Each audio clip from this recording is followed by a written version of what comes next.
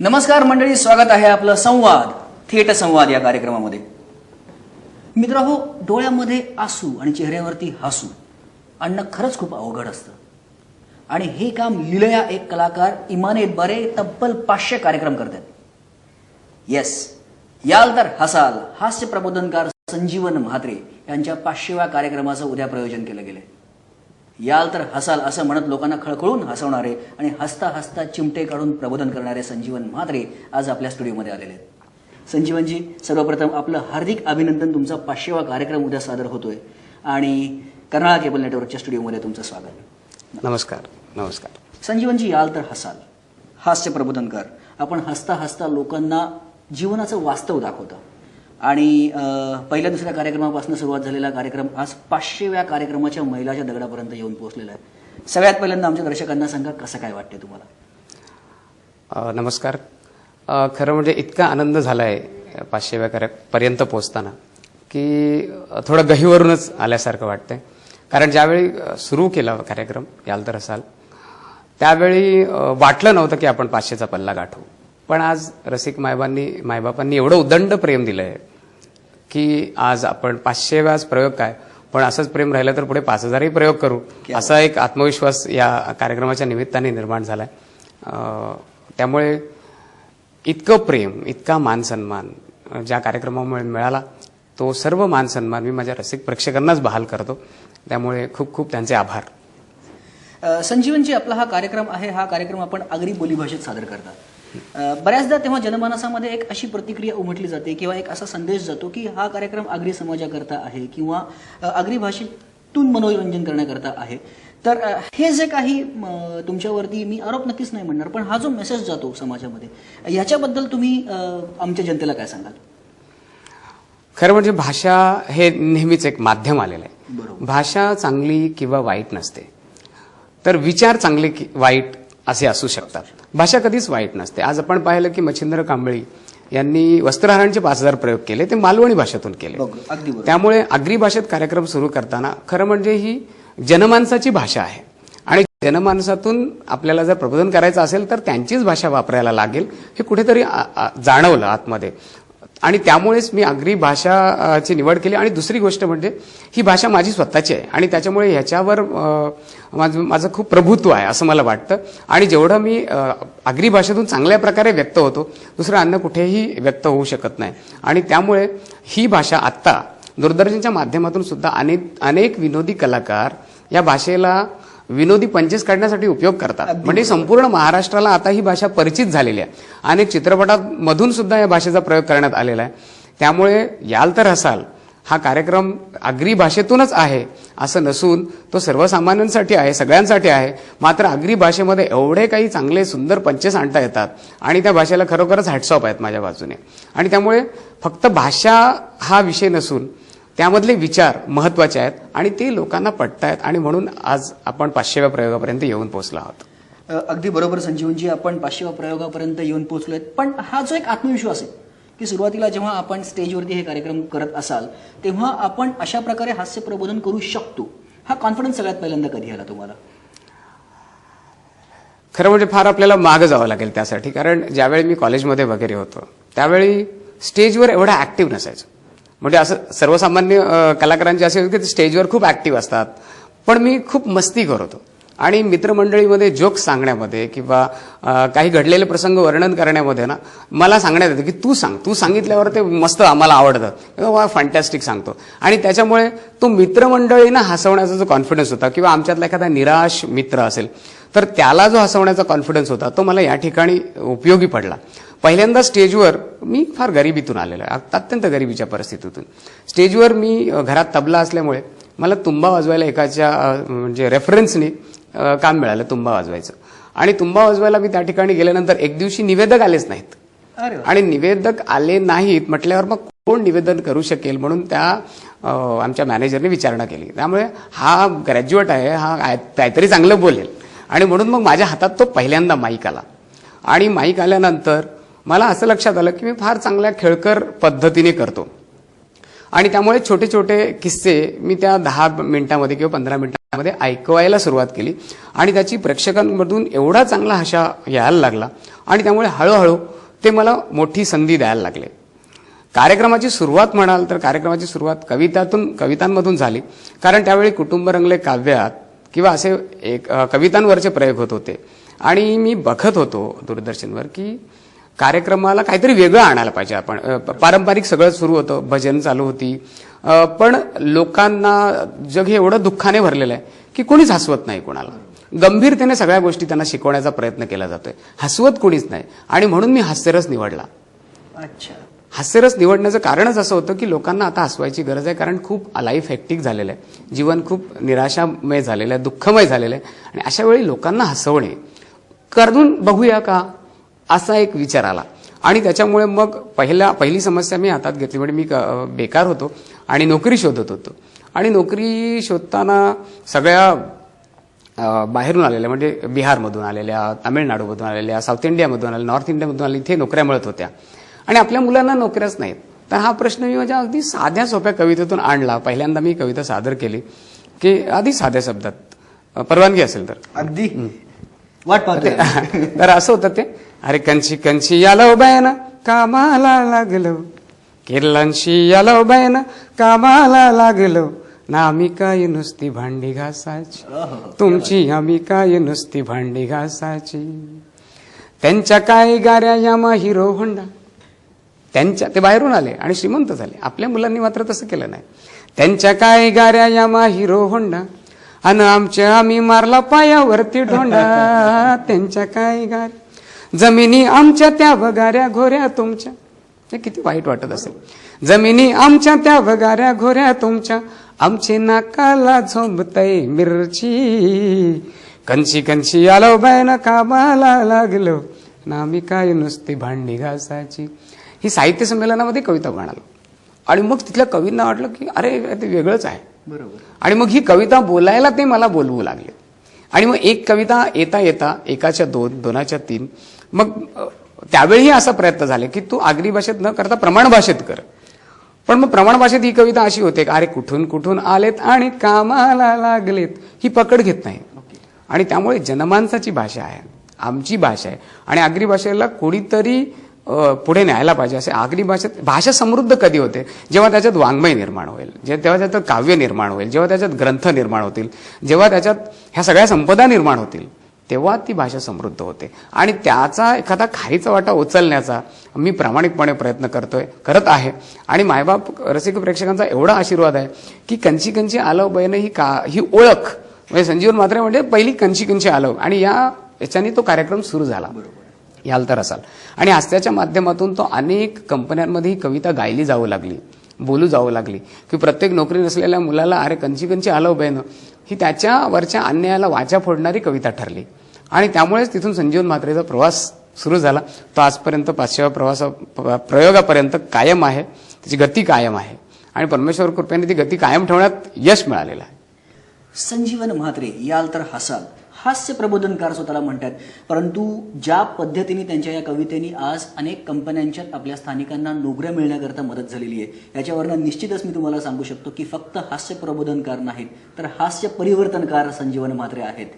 आपण संजीवन म्हात्रेंच्या बरोबर अशाच गप्पा चालू ठेवणार आहोत. तुम्ही कुठेही जाऊ नका, पाहत रहा संवाद, थेट संवाद.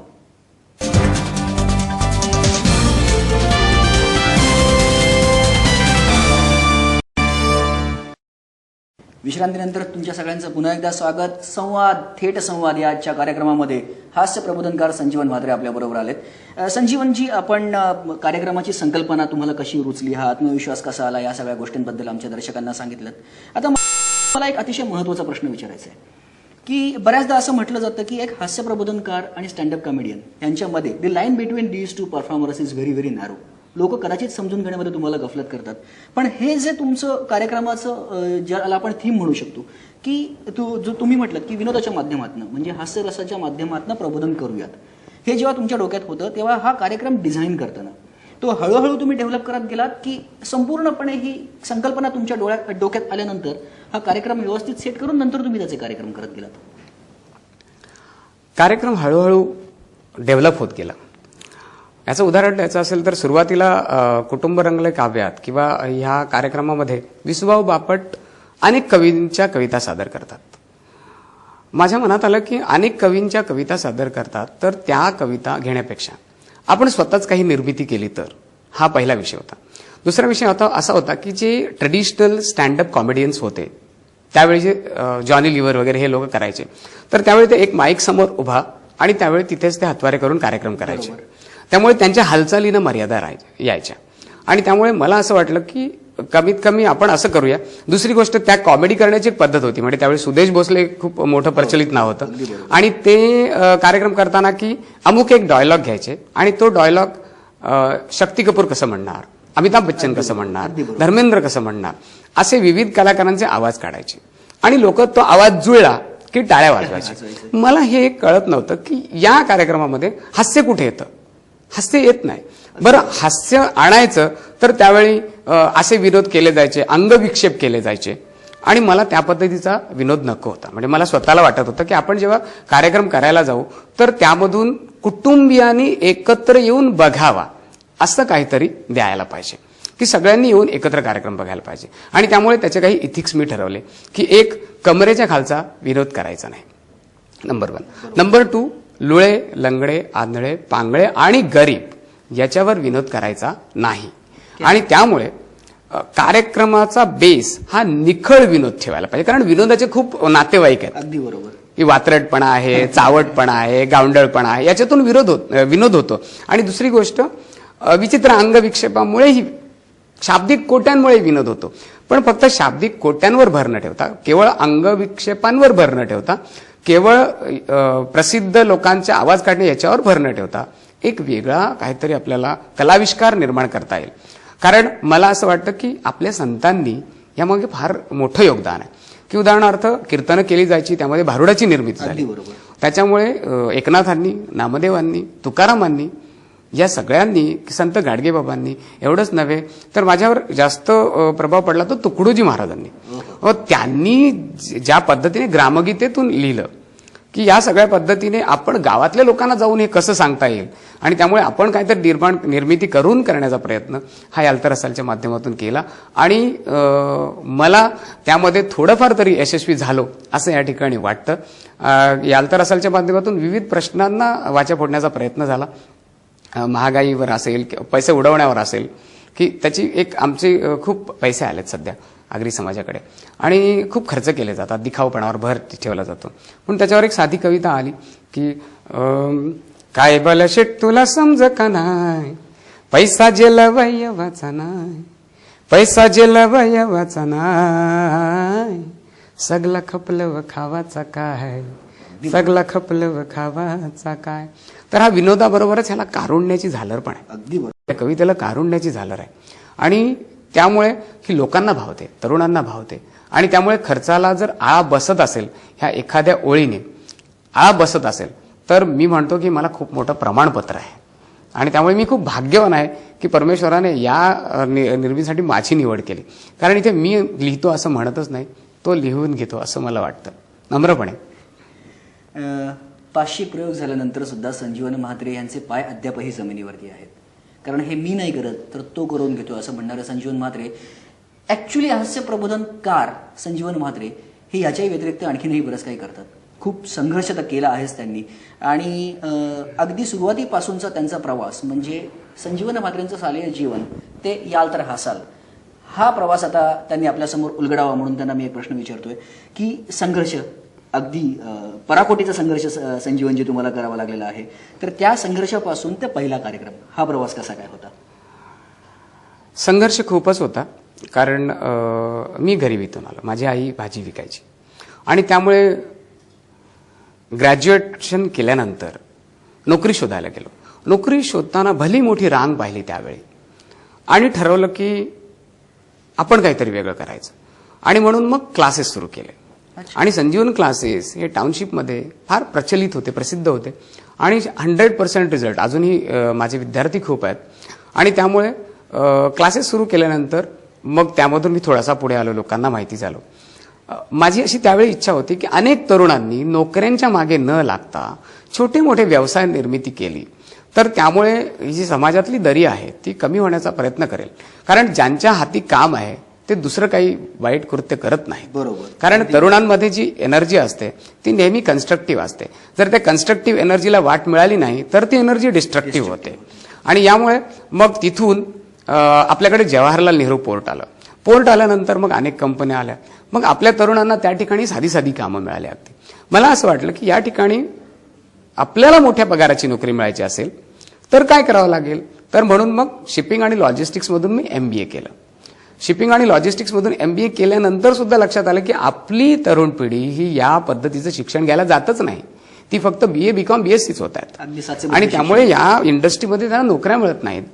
आणि म्हणून मग मी स्वतः Panamax institute of logistics and shipping ही 7 वर्षापूर्वी एक इन्स्टिट्यूट सुरू केली जी अजूनही यशस्वीरित्या चालते. आणि आतापर्यंत कमीत कमी 300 ते 350 लोकांना या पॅनामॅक्स इन्स्टिट्यूटमधून नोकऱ्या मिळालेल्या आहेत. ज्यांना नोकऱ्या होत्या त्यांना प्रमोशन्स मिळालेली आहेत. आणि अजूनही ते चांगलं चालतंय. म्हणजे लॉजिस्टिक्स पहिल्यांदा आपण लॉजिस्टिक इन्स्टिट्यूट स्वतःची सुरू करणे हा एक प्रयत्न केला. त्याच्यानंतर मग असं लक्षात आलं की आपण लोकांना मोटिवेट केलं पाहिजे. मग मोटिवेट केलं पाहिजे तर त्यासाठी पहिल्यांदा प्रशिक्षण घेतलं पाहिजे. म्हणून मग मी मोटिवेशनल ट्रेनर बनण्यासाठी गेलो. आणि स्वतः मी सर्टिफाईड मोटिवेशनल ट्रेनर आहे. आणि लोकांना टाईम मॅनेजमेंट, स्ट्रेस मॅनेजमेंट किंवा पर्सनॅलिटी डेव्हलपमेंट, स्पोकन इंग्लिश इत्यादी प्रकारचे प्रशिक्षण देण्याचा मी प्रयत्न करता. आणि त्यासाठी संजीवन मार्ग ही मोठी संस्था माझी CBD बेलापूर इथे उभी राहत आहे. आणि या माध्यमातून विद्यार्थ्यांना कसं होतं की विद्यार्थ्यांना अभ्यास करा म्हणून सांगितलं जातं. पण तो कसा करायचा, कसा केल्याने अधिक चांगला होईल, कसं केल्याने अधिक मार्क्स मिळतील हे कुणीही सांगत नाही. आणि विद्यार्थ्यांना फक्त अभ्यास, फक्त आपल्याला आपण पुस्तकातले किडे न बनवता त्यांच्या विविध गुणांना वाव देऊन त्यांना एक कंप्लीट मॅन बनवता येईल, त्यांना कंप्लीट ह्युमन बिईंग. मला असं वाटतं की मानवतावादी पिढी जर आपल्याला तयार करायची असेल तर त्यांना अशा प्रकारे आपण मोठं केलं पाहिजे. संस्कारित, सुशिक्षित आणि सुसंस्कारित अशी पिढी जर निर्माण करायची असेल तर या ठिकाणी संजीवन म्हात्रे हा काही मोठी व्यक्ती नाही, परंतु Panamax institute of shipping and logistics यामधून प्रयत्न केला गेला की लॉजिस्टिक्स प्रशिक्षण देऊ. संजीवन मार्ग यामधून मोटिवेशनल ट्रेनिंग्स देऊ, ट्रेनिंग्ज अँड कन्सल्टन्सी. आणि त्याच्यानंतर उद्योजक व्हा असा संदेश मला द्यायचा होता. पण मग लोक असं म्हणतील की स्वतःच उद्योजक नाही आणि लोकांना मात्र उद्योजक व्हा असं सांगतात. आणि म्हणून मी छोट्याशा भांडवलामधून SVS टेलिकॉम नावाची स्वतःची कंपनी सुरू केली. कारण पहिल्यांदा आपण करावं आणि मग इतरांना सांगावं असं संतांचंच वाक्य आहे. आणि त्यामुळे पहिल्यांदा SVS टेलिकॉम नावाची कंपनी सुरू केल्यानंतर मग आता आम्ही मुलांसाठी ह्या गोष्टी सांगतोय की उद्योजक व्हा, समृद्ध व्हा. जो समाज समृद्ध असतो तिथे सृजन होतं. तर सृजन व्हायचं असेल समाजाचं, कारण कला कुठे बहरतात, भारत देशात कला का बहरल्या, कारण भारत देश समृद्ध होता. आणि जर समृद्ध समाज झाला तर तिथे कला, संस्कृती, सृजन हे बहरतं. आणि त्यामुळे समृद्ध समाज निर्माण करण्यासाठी प्रत्येकाने उद्योजक व्हायला पाहिजे. प्रत्येकाने आपल्या वेळेचा सदुपयोग करायला पाहिजे. प्रत्येकाने आपला स्ट्रेस मॅनेज केला पाहिजे, कारण लाईफ हेक्टिक आहे. आणि प्रत्येकाने आहे त्या परिस्थितीत आनंदाने जीवनाचा सामना करायला पाहिजे. हे सांगावं असं वाटतं की मला गुरु ठाकूरच्या नेहमी 2 वेळा आठवतात की करुणी जावे असेही काही दुनियेतून या जाताना, करुणी जावे असेही काही दुनियेतून या जाताना, गहीवर यावा जगास साऱ्या निरोप शेवट देताना. गहीवर यावा जगास साऱ्या निरोप शेवट देताना, स्वर कठोर त्या काळाचाही क्षणभर व्हावा कातर कातर. स्वर कठोर त्या काळाचाही क्षणभर व्हावा कातर कातर, नजर रोखुनी नजरेमध्ये आयुष्याला द्यावे उत्तर, असे जगावे छाताडावर आव्हानाचे लावून अत्तर. गुरु ठाकूरच्या ओळी आहेत. पण मला वाटतं प्रत्येक तरुणांनी पाठच करायच्या आणि ज्यावेळी संकट येईल तेव्हा त्या हृदयापासून म्हटलं बोलायच्या. संजीवन म्हात्रे यांच्याबरोबर खरोखरच गप्पांचा ओघ असा सुरू राहणार आहे. तुम्ही कुठेही जाऊ नका, पाहत रहा संवाद, थेट संवाद.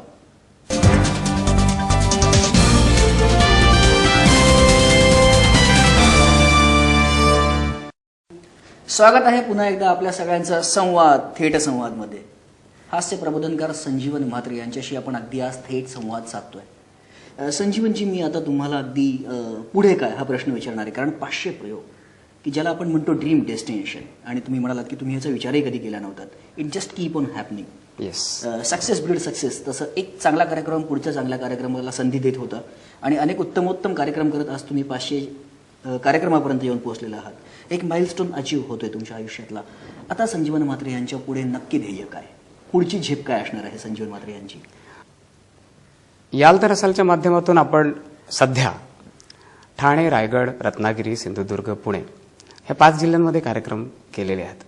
आता याच्या पुढे संपूर्ण महाराष्ट्रामध्ये याल तर असालचे कार्यक्रम व्हावेत आणि त्यासाठी संपूर्ण महाराष्ट्रामध्ये जे जेन्युइन प्रश्न आहेत ते प्रश्न आपण जनतेसमोर नेणे, लोकरसिकांसमोर नेणे. यासाठी प्रश्न हा असेल की आता पुढचं टार्गेट आपण ज्याला म्हणू ध्येय, की संपूर्ण महाराष्ट्र आगरी भाषेतून याल तर असालचा कार्यक्रम करणे. त्याच्यानंतर आणखी माझ्या काही लोकांशी बोलणं चालू आहे की हास्य संजीवनी नावाची आपण एक सिरियल तयार करूया, हास्य संजीवनी नावाची. आणि ती हास्य संजीवनी नावाचे काही पायलट एपिसोड शूट करून मग आपण टीव्ही म्हणजे दूरदर्शन किंवा मग वाहिन्या, वेगवेगळ्या वाहिन्या, हे आमचं दुसरं टार्गेट आहे.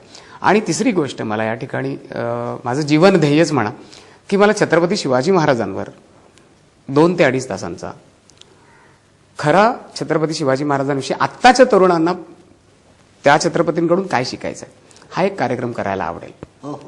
आणि त्यामुळे त्यानुसार माझा अभ्यासही सुरू आहे. आणि उद्योजकांमध्ये, कारण उद्योजक या क्षेत्रामध्ये आहे, शैक्षणिक या क्षेत्रामध्ये आहे, पॅनामॅक्स इन्स्टिट्यूटमधून आत्ता माझं पुढचं ध्येय आहे की 2000 लोकांना नोकरीसाठी प्रयत्न करणे.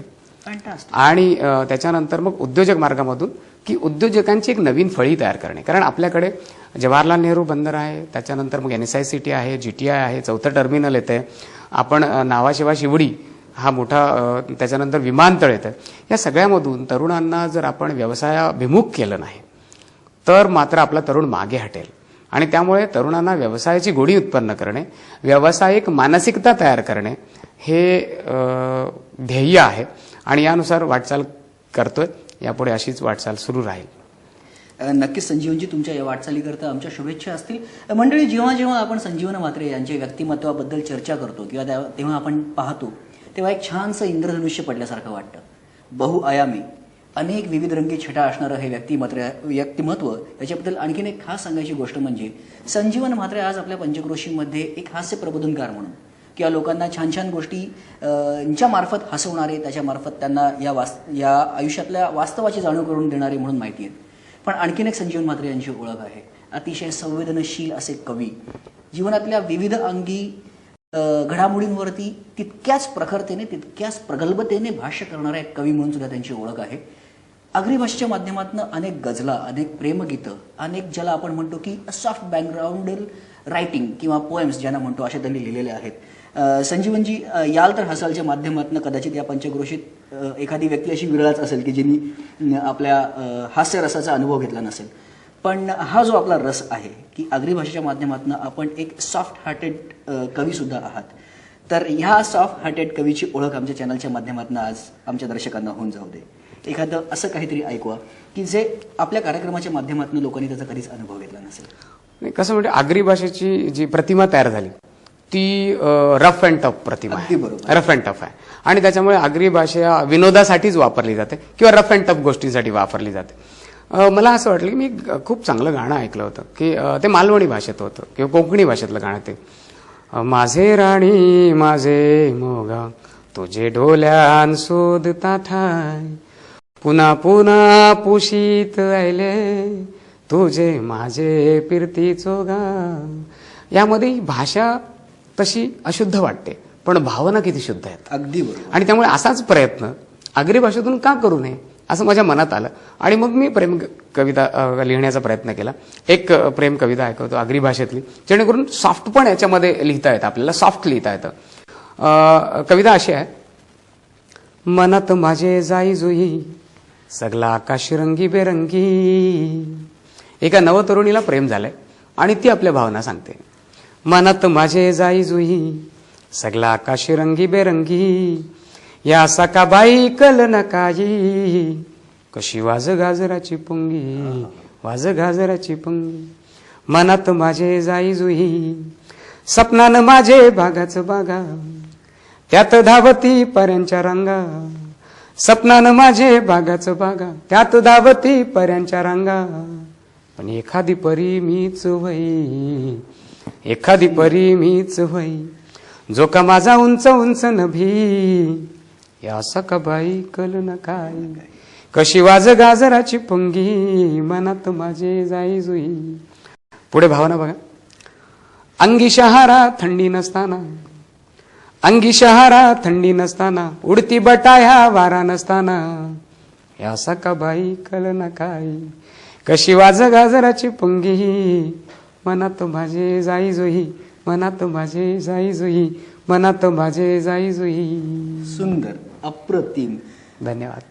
संजीवनजी, मी मगाशी म्हटल्याप्रमाणे एक सप्तरंगी आयुष्य जगणारे एक हास्य प्रबोधनकार, अनेक संकल्पना, ज्याला आपण म्हणतो की ब्रॉड स्पेक्ट्रम, आयुष्याकडे बघायचा अतिशय विशाल दृष्टिकोन असणारे हे हरहुन्नरी कलाकार आज त्यांचा 500वा प्रयोग सादर करत आहेत. पनवेलच्या आद्य क्रांतीवीर वासुदेव बळवंत फडके नाट्यगृहामध्ये उद्या रात्री म्हणजे रविवार 26 एप्रिल रोजी रात्री 8:30 वाजता. याल तर हसाल मंडळी, खरोखरच आवर्जून या, खळखळून हसा. संजीवनजी, आपल्या 500व्या प्रयोगाबद्दल आमच्या मनापासून शुभेच्छा आणि जाता जाता आमच्या दर्शकांना आपल्या कार्यक्रमाबद्दल काहीतरी ऐकवा. अनेक कटकटी आपल्या आयुष्यामध्ये, एवढ्या कटकटी असतात की अनेक कटकटी त्यांना सोडवण्यासाठी अनेक खटपटी लटपटी. 10 दिशांना धावून सुद्धा सापडत नाही अर्थ. अर्थ दोन, एक अर्थ म्हणजे पैसे आणि दुसरा जीवनाचा अर्थ. अनेक दिशांना धावून सुद्धा सापडत नाही अर्थ, लाख प्रयत्न केले तरी साधत नाही परमार्थ. आयुष्याच्या या वळणावर जरा विसावा थोडे, आयुष्याच्या या वळणावर जरा विसावा थोडे, कदाचित सुटेल तुम्हाला आयुष्याचे कोडे. कारण जीवन म्हणजे बहार आहे हे समजून घेत असाल तर आमंत्रण आहे तुम्हाला, याल तर हसाल. कारण बोल मिठे बोल बाबा, दुनिया आहे गोल. बोल मिठे बोल बाबा, दुनिया आहे गोल. कारण चांगुलपणाच आहे रे होल अँड सोल.